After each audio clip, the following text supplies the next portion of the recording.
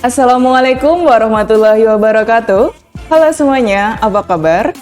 Semoga dimanapun Anda berada senantiasa dalam keadaan sehat dan berbahagia. Berjumpa kembali dalam YouTube channel Sharing Pajak MNCo, dan kali ini dalam segmen Bijak MNCo, Bincang Isu Pajak bersama MNCo, kita akan mengulas mengenai isu-isu perpajakan di Indonesia. Dan kali ini kita akan mengulas mengenai penyanderaan atau gizling dalam perpajakan. Hari ini saya sudah bersama dengan narasumber utama kita, yaitu Bapak Muhnur Kholis. Saya sapa terlebih dahulu. Selamat datang Bapak, apa kabar? Alhamdulillah, baik Mbak Eri. Alhamdulillah. Jadi begini Pak, saat ini saya beberapa waktu yang lalu membaca berita pada awal bulan April 2021 ada seorang pengusaha di Yogyakarta yang disandra nih Pak karena dia tidak mampu melunasi utang pajaknya senilai 5,5 miliar. Ya. Kemudian di Solo juga ada nih Pak pada bulan Februari 2016. Dia tidak mampu melunasi sebesar 40 miliar. Dan sebenarnya masih banyak sih Pak kasus-kasus penyanderaan pajak di Indonesia. Yang ingin saya tanyakan, bagaimana pendapat Bapak dengan semakin banyaknya kasus penyanderaan pajak di Indonesia ini? Apakah artinya Indonesia ini sedang kejar setoran pajak nih, Pak? Ya, baik Mbak Eri ya. Kalau kita mendengar kata sandra, setahu kita itu kan itu hanya ada di, dulu ada peperangan gitu ya, perang ada sandra ya, ada penculikan, perampokan, terus pembegalan ada sandranya ya. Ternyata di pajak pun juga ada istilah sandra. Bahkan ada peraturan terkait dengan penyanderaan ya. Nah, kenapa penyanderaan ini timbul? Ini adalah upaya tindak lanjut dari penagihan yang dilakukan oleh Direktorat Jenderal Pajak. Ketika semua upaya itu mentok, ya, upaya dari yang pertama itu surat paksa. Kemudian ada surat untuk melakukan penyitaan aset. Ketika asetnya nggak ada, berlanjut blokir rekening. Rekening nggak ada, berlanjut kepada aset nggak ada, rekening nggak ada, ya yang disita adalah badannya. Maka ini adalah upaya terakhir sebetulnya. Ketika kantor pajak tidak bisa mendapatkan amunisi untuk bisa melunasi tunggakan pajak si orang ini. Dan ini sudah diamanahkan di Undang-Undang tentang Penagihan Pajak. Jadi DJP itu ya sudah melaksanakan apa-apa yang ditentukan oleh undang-undang. Mereka lah pelaksananya. Ketika semua upaya itu sudah mentok, maka solusi akhir adalah dengan sangat menyesal, mereka pun juga sangat berhati-hati, tidak asal ambil gitu ya, akhirnya itu yang terjadi. Kayak yang di Solo tadi ya, yang 40 miliar itu kan, tapi akhirnya itu sukses. Karena orang kan tidak senang kemerdekaannya itu kan dibelenggu. Maka mungkin sehari dua hari, nggak sampai seminggu, Solo itu keluar. Karena mungkin dia punya backup dana di tempat lain, atau dia punya saudara yang bisa membantu dia.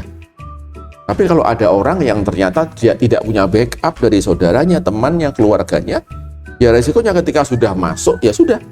Menyelesaikan proses gizlingnya sampai 6 bulan. Ini adalah upaya untuk memaksa agar si wajib pajak ini memenuhi hutang kepada negara. Ini salah satu upaya memaksanya dari definisi pajak itu kan adalah iuran yang memaksa dari negara ya. Iuran yang bisa dipaksakan. Nah, salah satu upaya maksa iuran itu adalah kalau self assessment dia nggak mau bayar, diperiksa keluar SKP nggak mau bayar, ya akhirnya pemerintah atau DJP punya kewenangan untuk mencari apa aset yang bisa untuk dilakukan untuk pembayaran itu, untuk menutup tunggakan itu. Jadi DJP sudah melakukan kewajiban yang sudah seharusnya menurut saya, karena ada amanah dari DPR berupa undang-undang.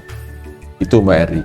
Baik, kalau yang tadi belum disinggung Pak, yang apakah artinya negara ini sedang kejar setoran nih Pak? Iya, tiap tahun negara pasti kejar setoran, karena kan termasuk DPR kan mengamanahkan ya. Setiap tahun kan pemerintah mengajukan rancangan anggaran dan pengeluaran di negara ya. Nah, ketika dia mengatakan DPR, kami tahun ini akan menganggarkan, akan nerima nih uang pajak sekitar 1.500 triliun. Ketika sampai tutup tahun itu ternyata belum bisa mencapai angka itu, maka upaya-upaya untuk menggali itu dilakukan. Di samping menggali pajak yang memang belum terambil, termasuk menggali dari pajak yang sudah ditetapkan kewajibannya, tapi belum dibayar oleh wajib pajak. Setiap tahun pasti kejar setoran. Memang ya salah satu upaya untuk ngejar setoran itu misalkan dengan himbauan kepada wajib pajak untuk self assessment membayar, melakukan pemeriksaan pajak ya, supaya ada penerimaan tambahan nih dari yang terlewat dihitung oleh wajib pajak, diperiksa keluar hitungannya. Dari yang sudah ada surat tagihannya yang belum terbayar, itu pun juga diminta untuk dibayar.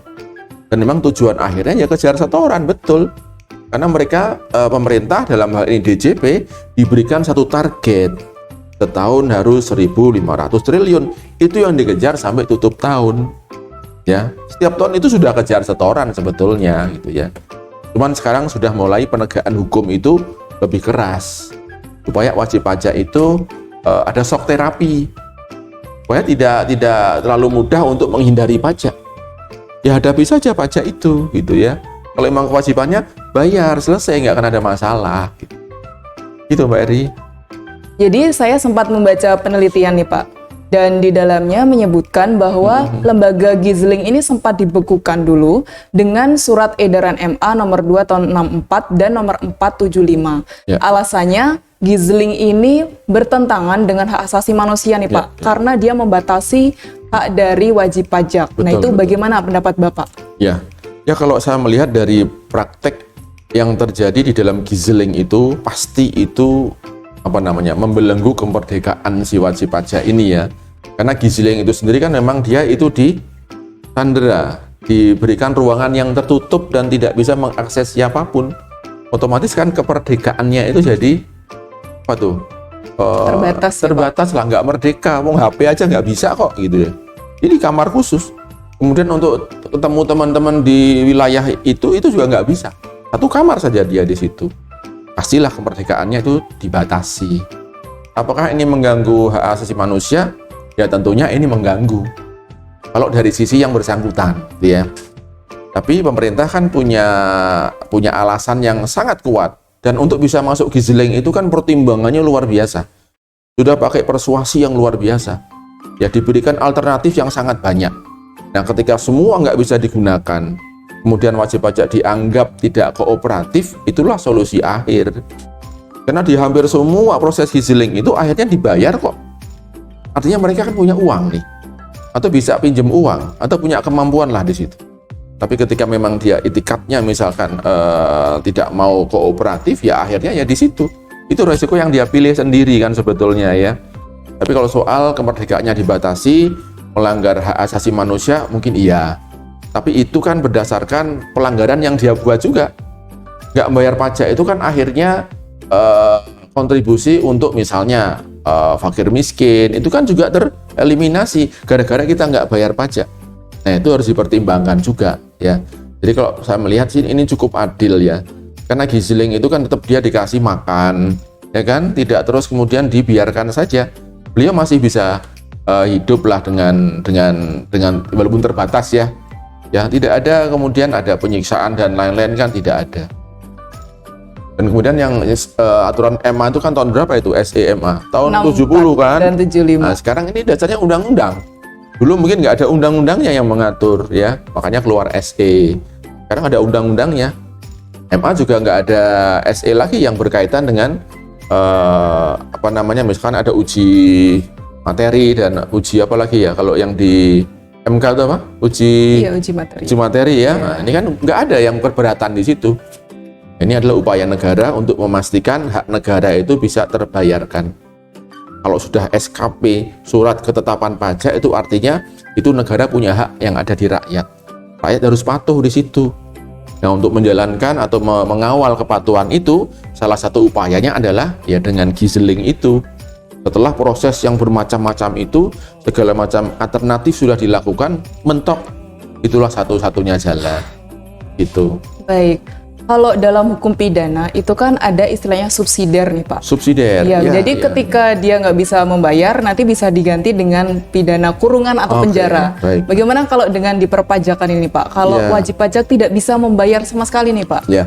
Jadi kalau sudah masuk ranah pidana pajak itu memang ada pilihan-pilihan ya. Kalau yang Gizling ini kan bukan karena pidana pajak ya. Dia hanya masalah kesalahan administratif, keluar SKP dia nggak bayar. Untuk maksa bayar itu kemudian dititipkan sementara di lembaga pemasyarakatan di kamar khusus, kamar ya, tidak digabung dengan terpidana yang lain. Beda.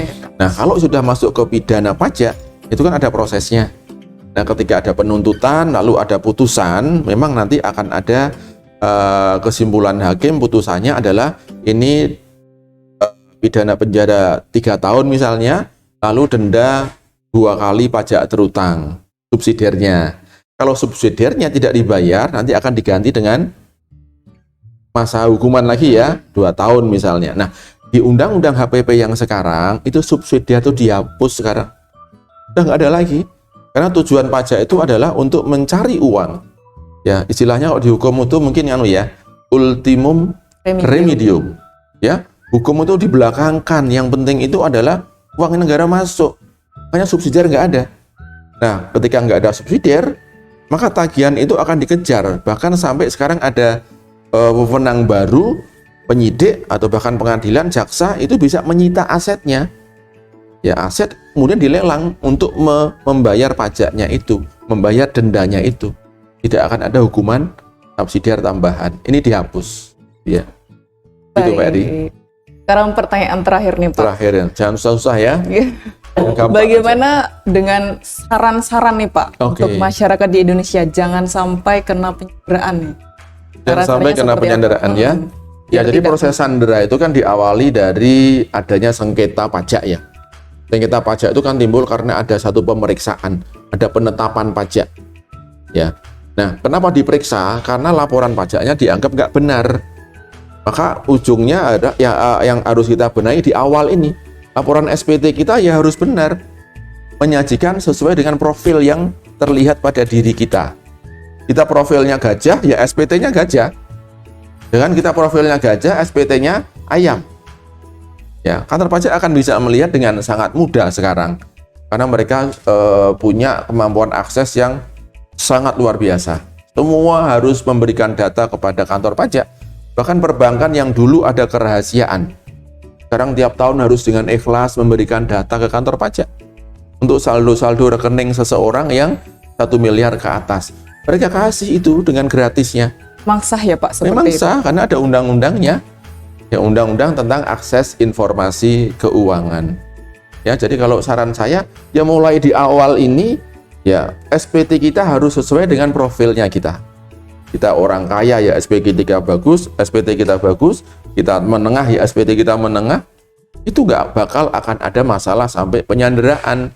Diperiksa pun juga tidak, sengketa pajak pun tidak bakal ada, didatangi orang pajak pun juga enggak. Bayar, nyaman, tidur gitu ya, bayar, tidur, nyaman. Gitu aja. Iya, begitu ya, simpel. Baik, terima kasih Bapak Nurholis atas penjelasannya yang sangat jelas dan sangat luar biasa.